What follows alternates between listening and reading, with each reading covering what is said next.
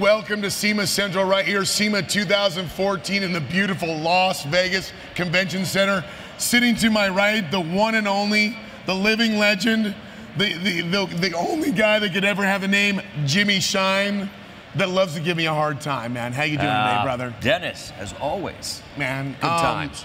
You know, the thing about having you up here is I want to pick into that gray matter, because you are an embodiment of everything that is SEMA.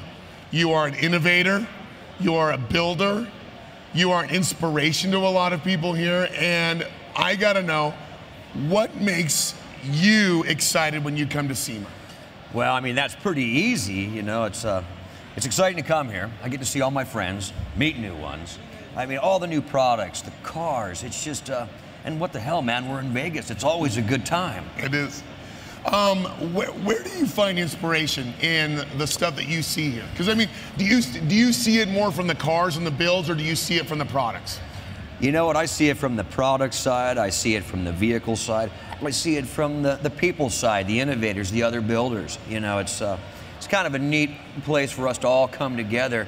Which it's a big place, but it's really quite small. There's just such a variety here, and I pull inspiration from all of it. I was looking at the Ford you guys built over there, Pete. I mean, and it's great to have great clients like Billy. I mean, the thing about Billy is he would have been a car guy whether he would have ever been a famous musician. Oh, he's a car guy. He was a car guy first. He was a car guy first. You know, people don't know, and you can ask him about this, but he's a really, really good pinstriper as well. I did not know that. There's some really interesting things I'm sure Billy's going to divulge to you a little bit later. So I like that. I'll have to dig into that when you get off here and give me some secret identity stuff. You know, I've been out to the shop. I remember I was out to your shop last summer when that car was still in kind of its I guess probably about 30-40% stage, and I remember asking, what about the headlight? And you just were like, oh my gosh, Billy had this crazy idea. I didn't know how I was gonna pull it off.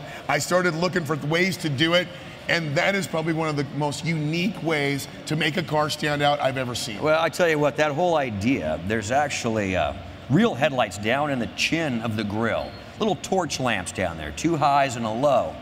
So the one you see coming out of the hood is actually a landing light. I'm not sure what it came off of. Billy and I went to an aircraft surplus yard, and there was all these shelves and stuff like that, and Billy's up there just looks like a little monkey up there just crawling around. He found 2 of these things. Oh, really? And we pulled it down, and we're looking at it. We figured out it was 24 volt, and Billy says, do you think you can make it work? And I said, call me tomorrow. So we figured out all the wiring and everything on it, and sure enough, we hooked some 12-volt batteries in parallel, and the thing came to life. And what controls it is I want to say it's a CH-47 Hercules helicopter joystick.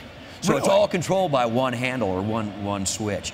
And it's just, it all came to Billy in a dream. And once again, you got to ask him about it. He'll tell the story much better than I. Well, let's also talk about what a great relationship that car was with SEMA as an organization, and obviously up at SEMA Garage. That is one of the coolest places there is on the planet. I was up there. It is the garage that all of us would like to build if we had a blank check. Well, what's nice is it is accessible to every SEMA member. You know, we did all the prototyping, the 3D digital scanning of the car itself, and then did the digital 3D printing. So the trim you see on the car, it's a white plastic. It's actually, the composition is PVC, like you use for, you know, in your yard or whatever. But what's neat about it is you can actually take it, you can wrap it, you know, like a wrap on it, or you can sand it.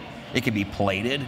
So the process that we all spent months working on in the past, you know, to take brass and file it and shape it and all that, we can actually expedite the process quite a bit.